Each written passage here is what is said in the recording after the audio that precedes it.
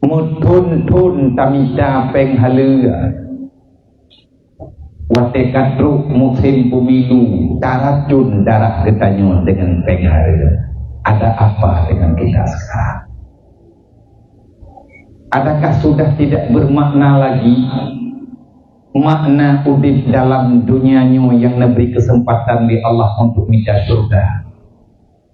Wahai orang yang kaya, wahai hamba Allah yang lebih harta, memang drone kana cok kesimpulan tamang dalam neraka. Bek nayak ayam mata orang gatin yang na dalam dunia, sehingga nayak paksa di drone juga bertamang dalam neraka. Wahai orang yang na kuasa, yang memberi amanah oleh Allah Ta'ala ba'dro dan bejud dengan kekuasaan dan kekayaan yang ada, jangan engkau jadikan itu modal mendapati kemarahan Allah di dunia dan di akhirat. Hangga tubuh nanggro memang dalam nanggro uriang puronyo berbicara nyeleneh menyebah tawaknya ke agama. Sakit hati, sakit wate diputupit nari li urang beyak pegah-pegah bah Islam li dalam dunianya nyotanyo tika Islam mendung. Hai syarang tua Allah ne pegah Islam dalam Al-Quran, Nabi geputren li Allah gayu pegah tentang Islam.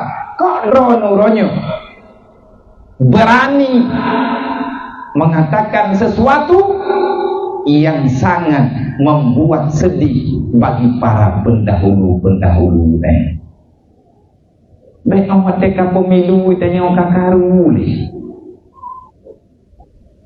Alhamdulillah buat kitanya malamnya tema yang nejuk di tema pemilu.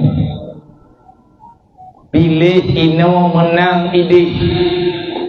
Lebih god menang ide daripada menang di sini. Menyatalu di sini menang ino hana payah.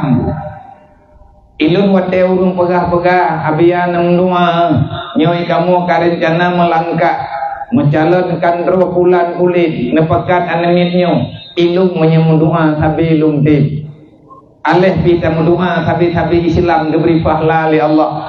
Tetapi doa yang lumpakat doa dengan awaknya, ya Allah ya Rabbi, berangkat mentang umat Nabi Muhammad hamba drone yang dicalonkan roh menjadi pemimpin bagi kamu, memang God dalam ilmu drone menang, nepu menang gadnya ya Allah dengan syarat menang idunya talu uru kiamat, nepu talu uronya ya Allah daripada hingga memasalah dengan neraka.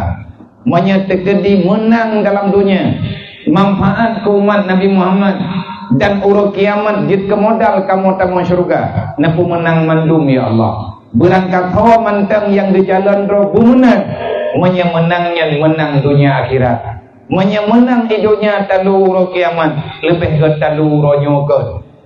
Talu ini menang urut kiamat, lebih ke talu di sini.